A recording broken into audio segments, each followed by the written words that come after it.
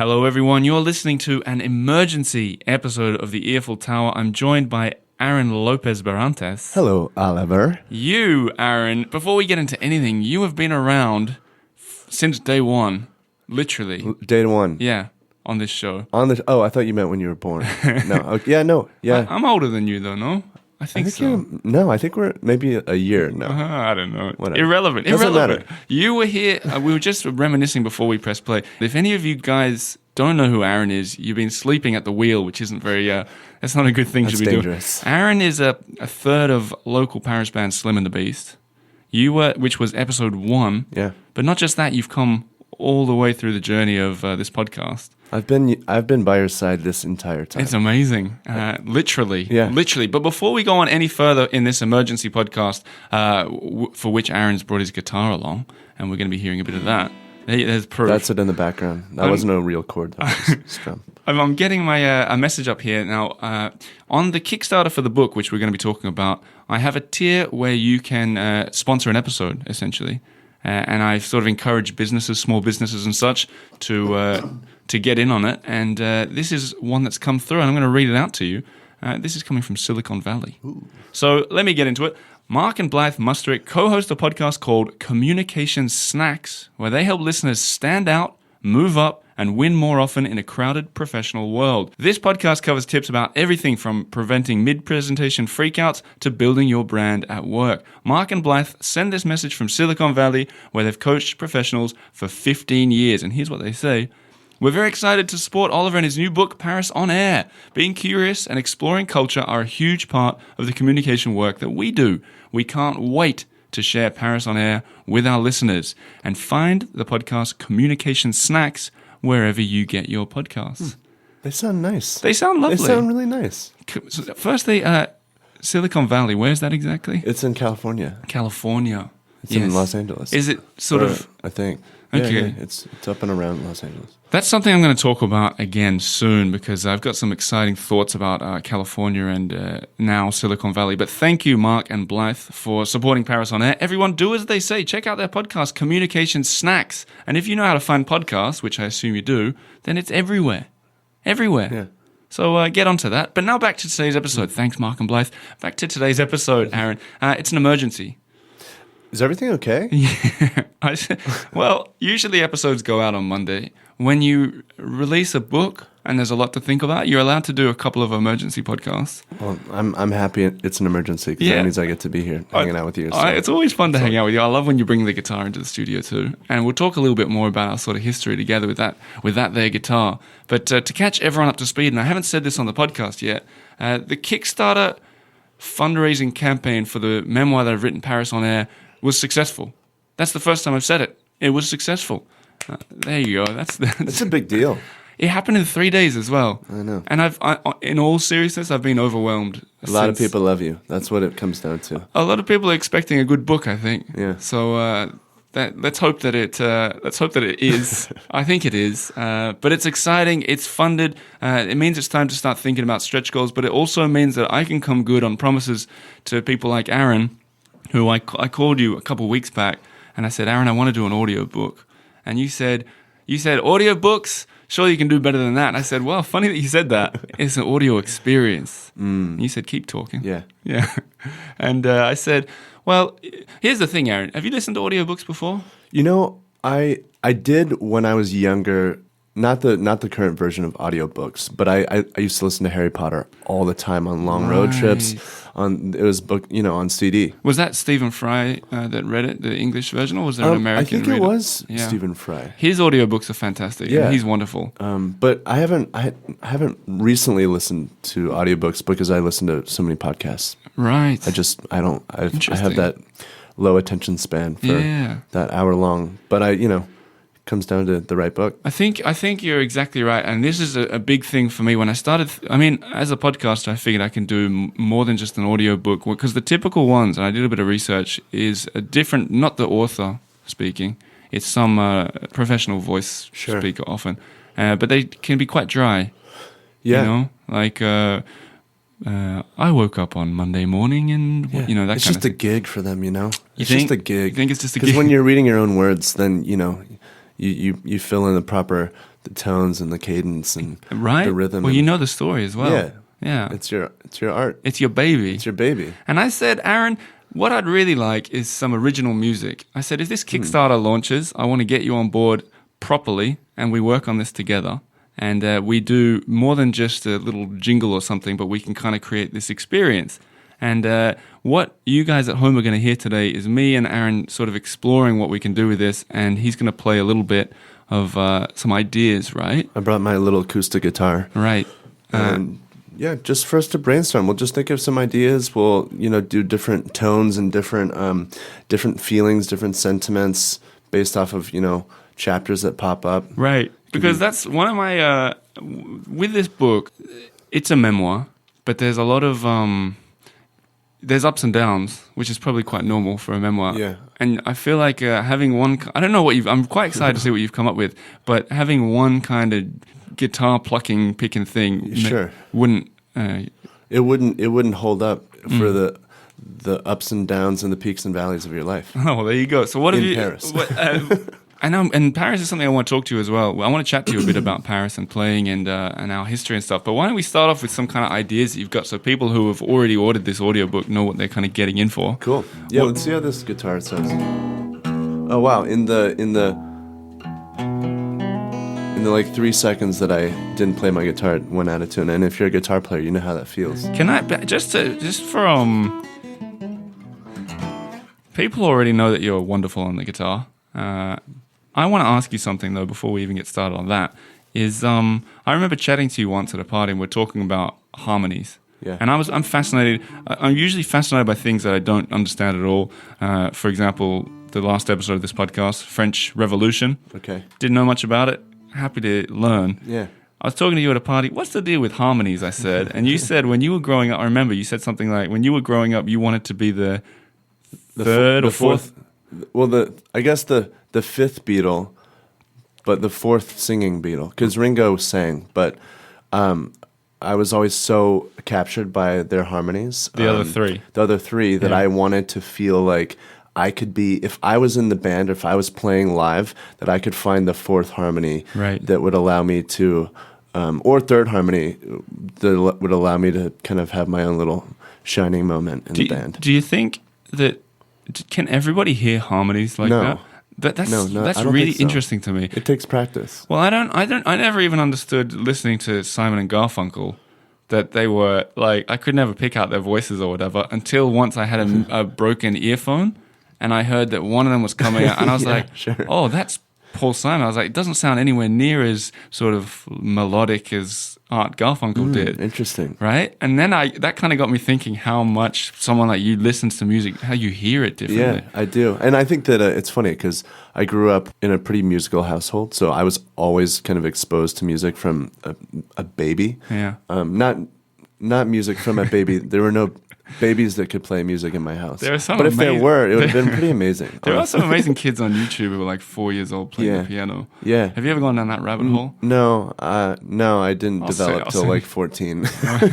My musical talent, but I did develop my ear from a very young age, and so my mom is a voice teacher, and my dad is also a voice teacher, and so we would go to school. When they would drive us to school, they would use me and my brother to do vocal exercises. Right. So they'd say like, okay, I'm going to sing la, la, la. And then Aaron, you sing la, la, la. And then Samuel in the back, you sing la, la, la. And then we do it all together. And it was more just fun. It was like kind of more of a puzzle. It's not like embarrassed that you have to sing in front of your mom. Sure. It's like, can I find the right note to keep everybody in tune? And was your dad going like, or your mom going, no, Aaron, you missed it? Yeah, sure. Really? I mean, yeah. Because I couldn't do that, and I never grew up like that, so I don't even I can't even fathom it. It's kind of like those dog whistles, that only dogs can hear. It's like it takes two things. It takes like A, actually really loving music, and B, kind of liking to sing. Here's the thing, some people get caught up and they're like, I don't want people to hear me sing. I've got A and B. I love music, and I like singing, but it doesn't mean I can be the fourth harmony on the Beatles. Yeah, you have to, when those pipes blow and you sing it out in the shower, you have to be like, I think I'm kind of good. Maybe I could try to jump in on a Slim and the Beast tune and Oh man, get I'd love on it. that fourth And you're right to say Slim and the Beast, because once again, if you guys don't know who you're listening to, this is Aaron, who's been around since day one, episode 1, with his brother Samuel, who's been on the show in different capacities since then. But you guys also played at my wedding. That was a lovely day. Features in the book. Yeah. I don't want to give too much away, but a lot went wrong that I day. wouldn't say a lot went wrong, I except would. for the rain, Yeah. except for that moment where we left our guitars out on the stage. Did they get ruined, by the way? No, it was a mad dash. It was Yeah. like, I remember me and Samuel and Aurelian, I think we were like cheersing in the kitchen because we were about to play. Right.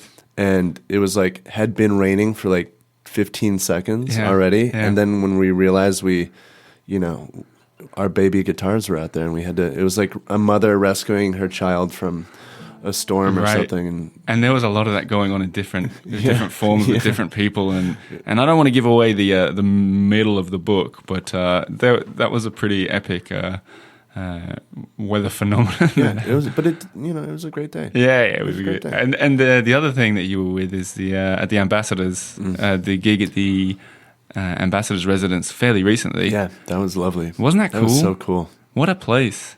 Beautiful place. Nice carpet. Really nice carpet. Nice couch. Nice view too. Yeah, amazing. Anyway, we had a lot of fun. Okay, so now everyone knows who we are. Let's walk me through what you're thinking for this. Well, like you said, when you're doing an audiobook, each chapter is going to have a different tone. And the transition from chapter to chapter, I feel, is going to change every time. And if there's a commonality of the acoustic, tying it all together, great.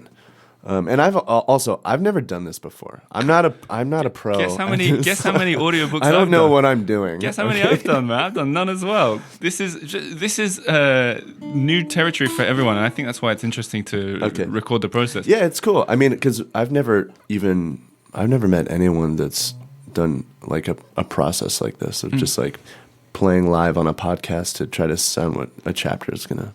Exactly, and that's why I think why a lot of people have got behind this Kickstarter, because it's there's a little bit of a difference to it, Yeah, sure. But hang on, I want to stop you for a sec. The idea of the chapters. So there are 9 chapters to this book. Each chapter has they're kind of like the Da Vinci Code. It has like 7,000 chapters. It's a bit like that. There's 9 big chapters, but each are divided into maybe 8 small chapters. Okay. Perfect for small reading, which also means, it won't just be 9 bits of times I'll use your music. It'll probably be quite a lot more than that. Sure. So, yeah.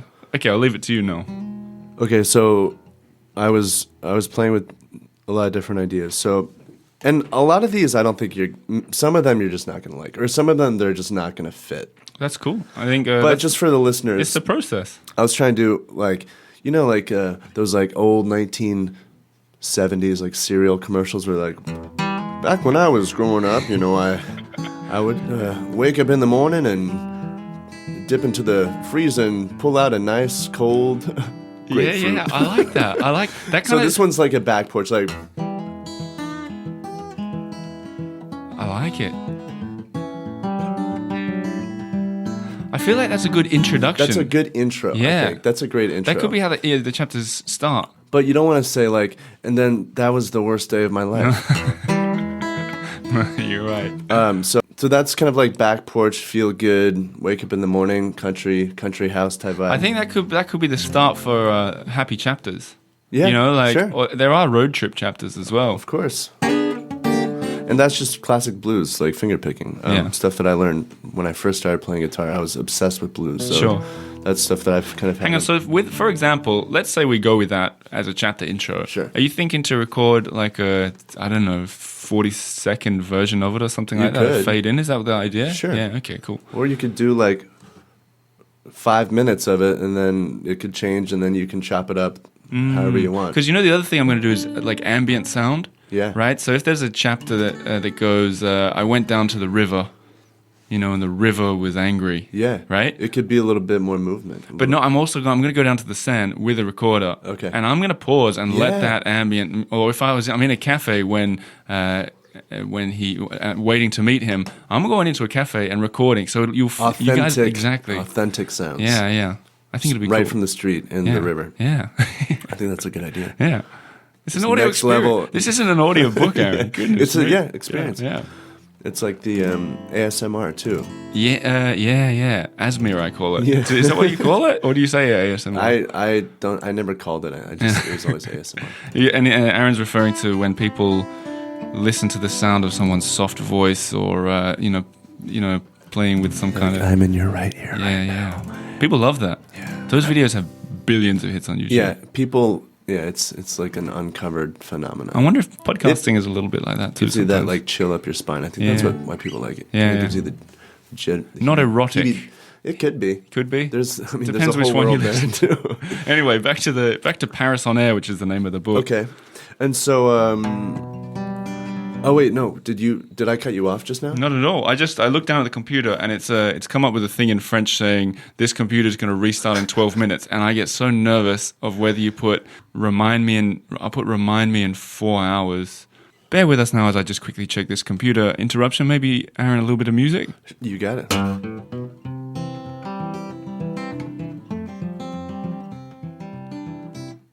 And we're back. So where were we up to? So we've had the porch music. We had the porch music, and then I was trying to go for maybe something a little bit more mysterious, maybe a little bit more melancholy, but that would fit kind of something like this.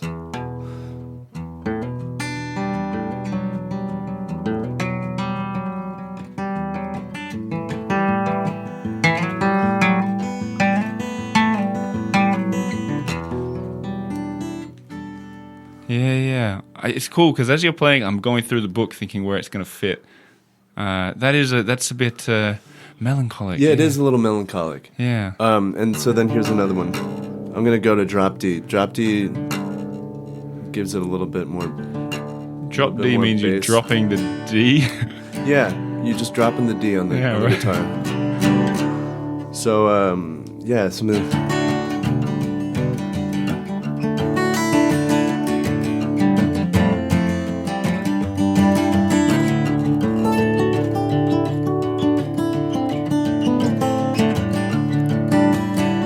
A little more adventurous, right? I really like that. I can see exactly where I'm going to use that. Great. The thing that's going to be difficult about it is that the way I'm sort of foreseeing it is that it'll fade in. Sure. I reckon as about someone emailed me the other day. They commented, "I love the way that Oliver. I love the way you say I reckon all the time." Yeah. Because I think you do say that. I think in America it's in Australia it's very normal. It means I think. Yeah, of course. But in America... It's actually kind of nice. It's refreshing. Is it? But it's kind of negative to say that in America? No, I don't think so. No. It's just not... Americans just aren't cool enough to say it. But I reckon, in any case, that I'll sort of... like I do at the end of every episode of The Eiffel Tower, I start fading into the end of Go for a Ride by you guys. Yeah. So people that are hearing it are going, okay, so it's ending now. Yeah. Okay, I'm going to have to do something else today, but I'm enjoying this music. Our music coming on gives the listeners the feeling that, okay, everything's ending. Right. The fun is over. I got an email, what do you call iTunes review the other day that ended with, thank you so much, The Eiffel Tower, for letting me go for a ride with you. Oh. Isn't that nice? That's so sweet. Yeah, 5-star review too, Wow. So, can't complain. I got another 5-star review. Listen to this. I'm not going to read it, but they wrote 5 stars. It's stalled recently, but it's a great show. What is that supposed to mean? Maybe like the audio stalled. Maybe, or like they mean like things have just been kind of plateauing a little bit. I think kind of like the past couple of episodes have been. That's a passive aggressive 5-star. I had the mayor of the Marais talk about Notre Dame in what many people said was their favorite episode. How can you say it's stalled? I don't know. Anyway, so I want to start playing in the music about, I think 20 seconds before So you want chapter. 20 seconds of music I don't before know. the What chapter? do you think? I think that's too long, honestly. Okay, what, 10 seconds? 5? I'd say between the 5 to 10 seconds. Okay. range. So let's do that one there that you just did. What was the last one? Was it? Yeah, it was adventurous drop D. Okay. Tuning. Okay. So start playing it in 3 seconds after I started Okay, talking, and cool. I'll do an 8-second end to a chapter that I'm making up. Okay. Let's try it out. Okay, ready?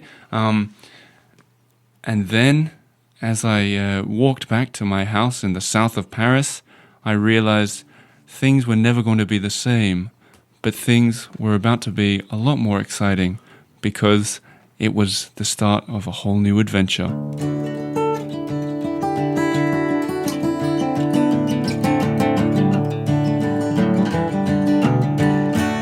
I see. I feel like That's like 3 seconds of guitar. Yeah. Probably maybe 5. but you didn't come in while I was talking. No, did you want me to do Yeah. that? Oh, okay. Let's try again. Let's try that. Also, I should do a better sentence. I mean, I'm going to leave that in, but Okay. I'll do a more exciting sentence. I never lived in the south of Paris.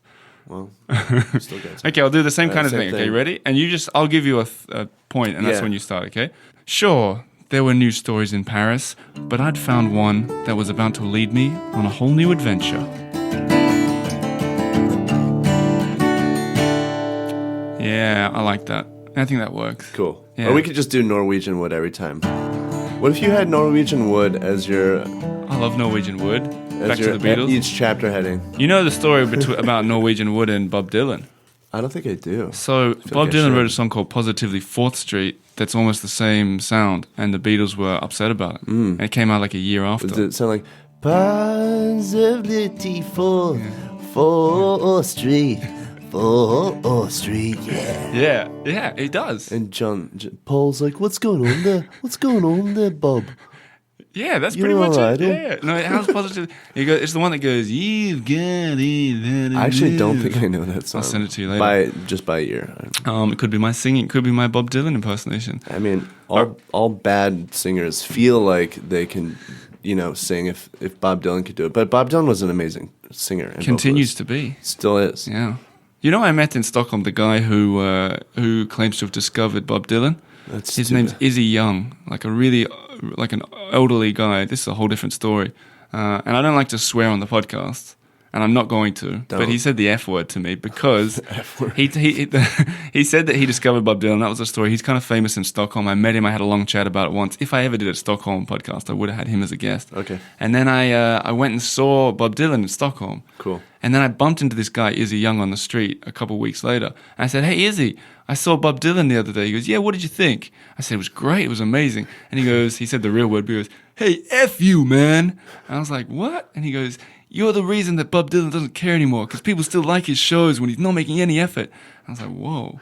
He was like, I told them to start making more of an effort because I was the one that discovered him, so. Oh, dear. All right, back to Paris on Air and what else you've got for this emergency podcast episode. But while you're tuning your guitar there, just a little word of about this audio experience. On the Kickstarter campaign, what I've done is I've priced the book at €20, which is pretty normal price for fair price for a book.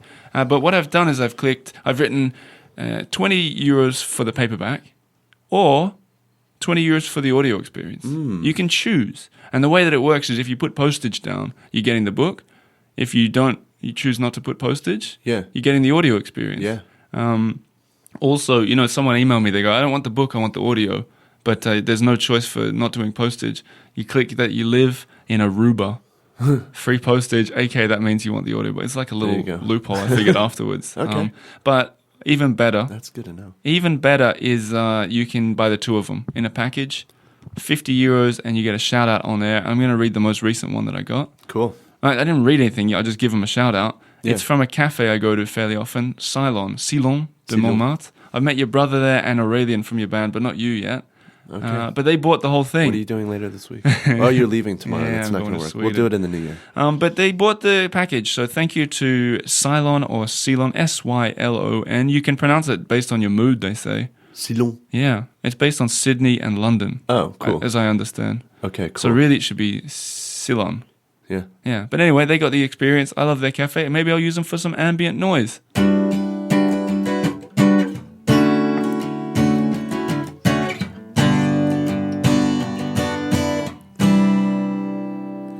Yeah. I'm still playing with the mindset of like being within the chapters. Yeah. I'm with it. It's a little more strummy. I think that for the chapter feel, anything finger-picked just kind of is a little more gentle. I think that was really good for, like, sometimes a chapter leads on to the next chapter quite naturally, and we'll just need a little bit of music to go between chapter Maybe 2. if I figured, Oh, I love that. it's all this. If you guys are thinking this sounds a lot like James Taylor, is because when I first started to play, James Taylor was my hero, and he still is in a lot of ways. Taylor. I don't like a lot of his new stuff. I think up until 1980, that's when I was listening. After that, I kind of chilled out. What's a little bit. Your favorite song by him? I think my favorite James Taylor song is wow, that's a tough one. I mean, I'm from North Carolina, so Carolina in my mind is kind of like the obvious winner. Can you play it? Can you play a bit? Yeah, I can. Yeah, why not? Let's do it. Hey, listen. Everyone at home, if you like Aaron and his work, he's in a band called Slim and the Beast. Go and check him out. Can you subscribe on Spotify or what? How does it work? You can. Yeah. Follow us on Spotify. We're on iTunes. We're on all the music platforms. Yeah, come and see him when you're in Paris. But let's hear a little bit of that song. I love that song. Okay, so it starts like this. It's an emergency episode. We can do whatever we want. Cool.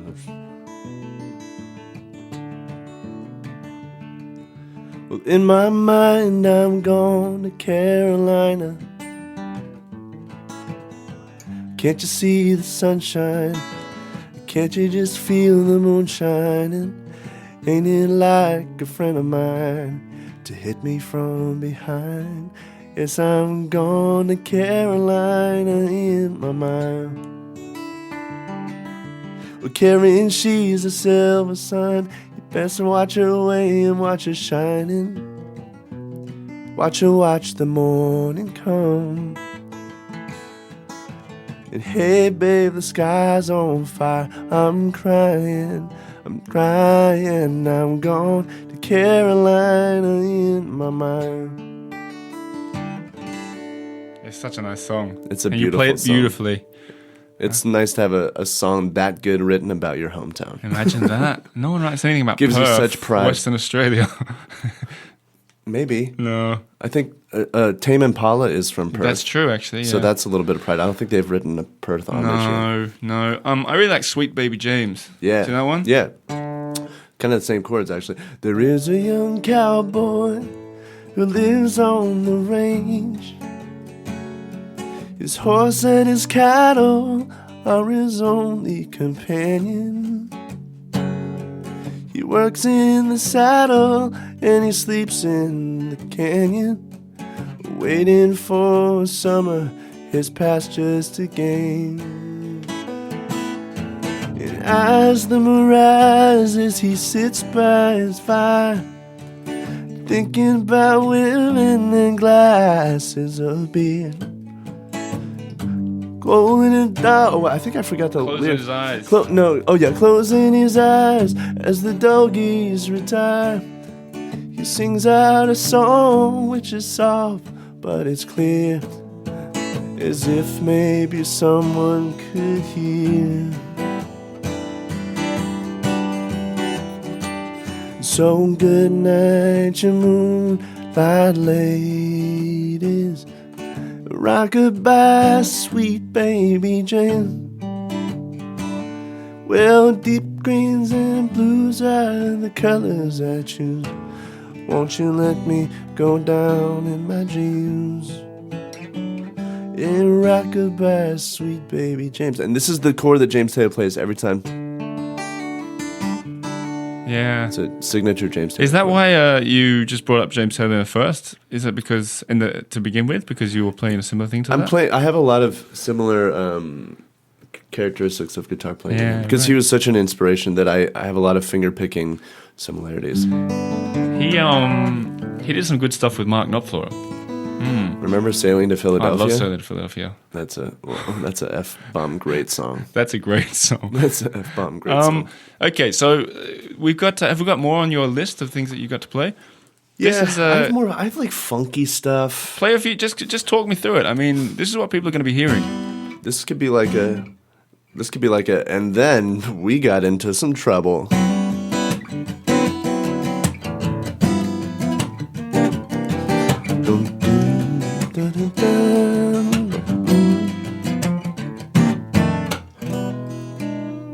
Yeah, that's cool. That's cool. And I don't know if that fits. No, I think it's important that there's lots of different ones too.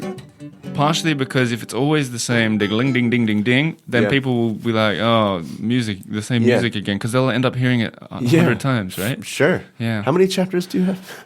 It's like 100. No, it's probably... It I can write a whole acoustic album of all your chapters. It could be 80 small chapters.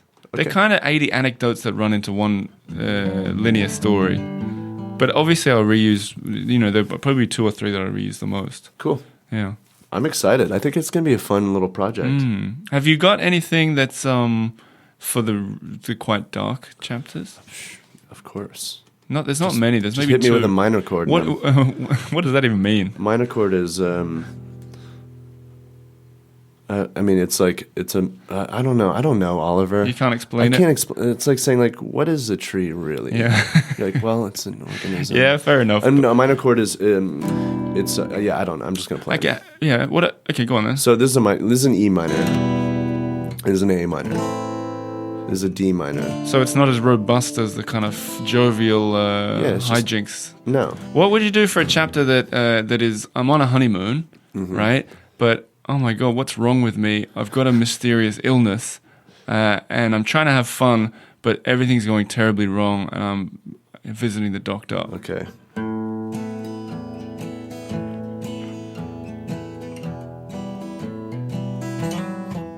Or maybe like something even like more minimal, like.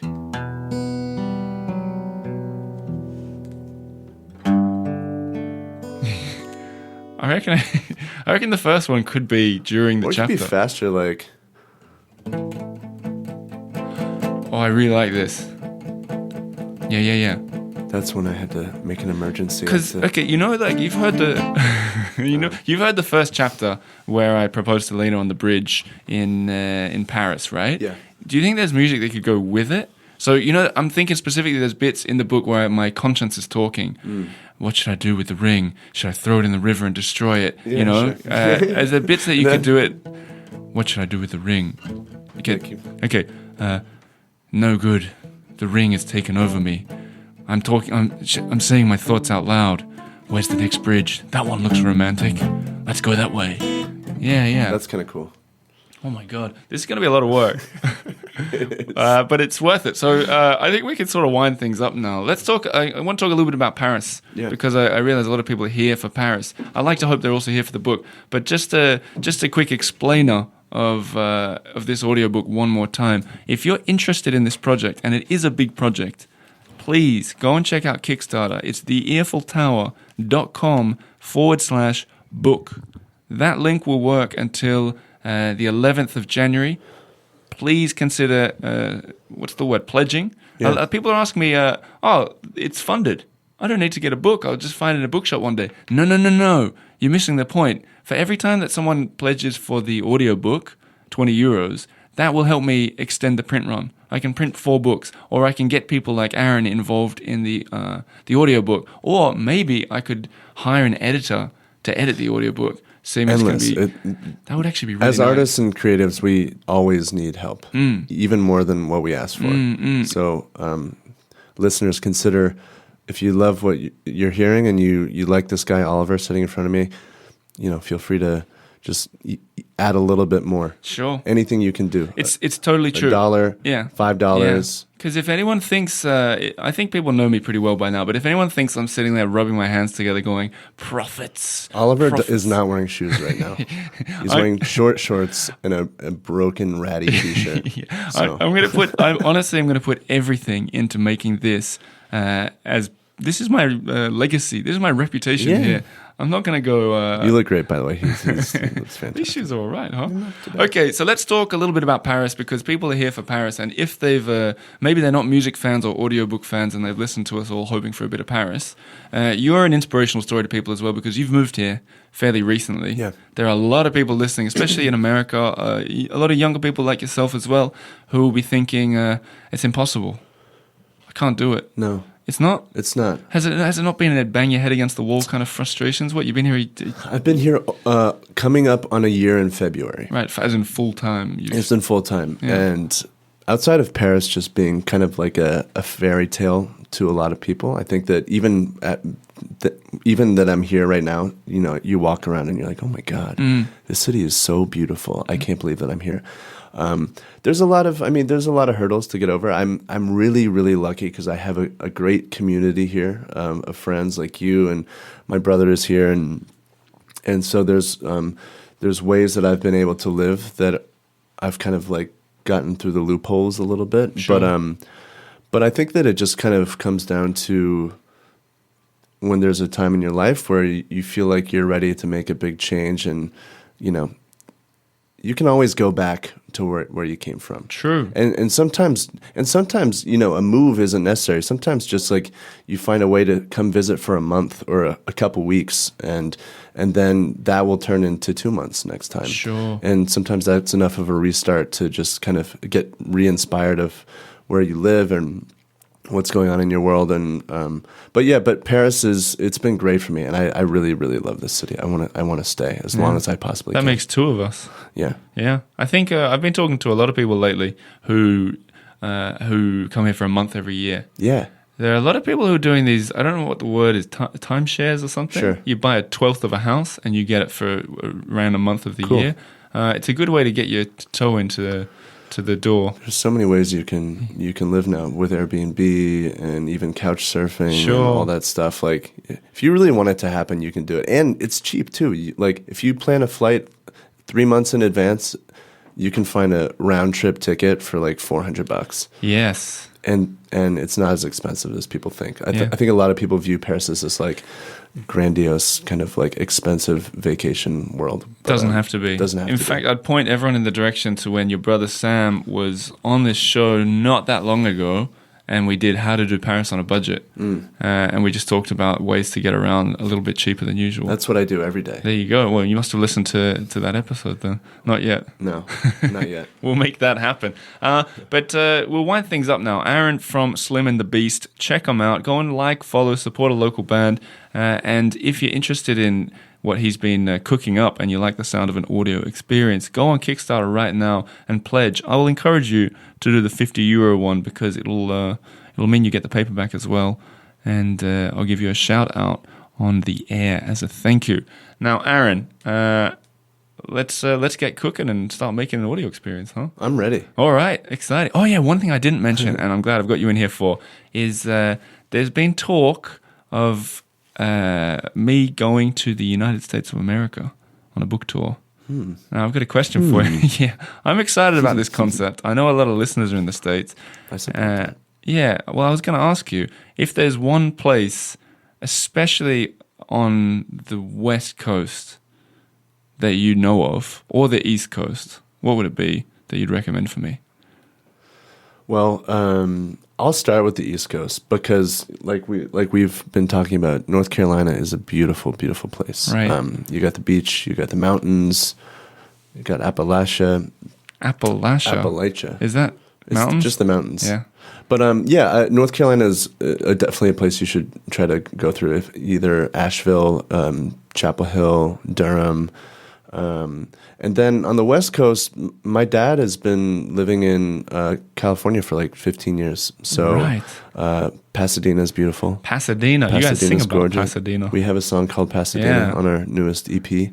But Go and get that everywhere. I've never been to Washington State or Oregon or anywhere up in the Northwest. I intend to. I think I you should go intend there. to. There's I a think lot you of- should not go where I just recommended. Just go to the Where is Northwest. Pasadena, though?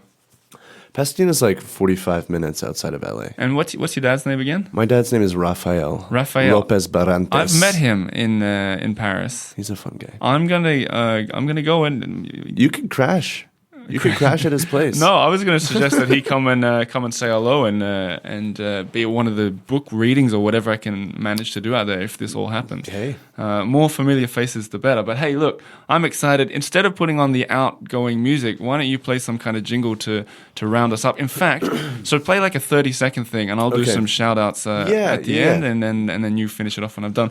So Okay. as this was an emergency episode you guys have listened to, it's not a typical episode, but thank you to all the Patreon supporters that have made this show possible, to all the people who've bought the... you can start playing whenever you want. Okay. To all the people who've bought the book on Kickstarter, and also, as usual, French Today, the sponsor of this show, a little extra shout out to them, frenchtoday.com/earful12.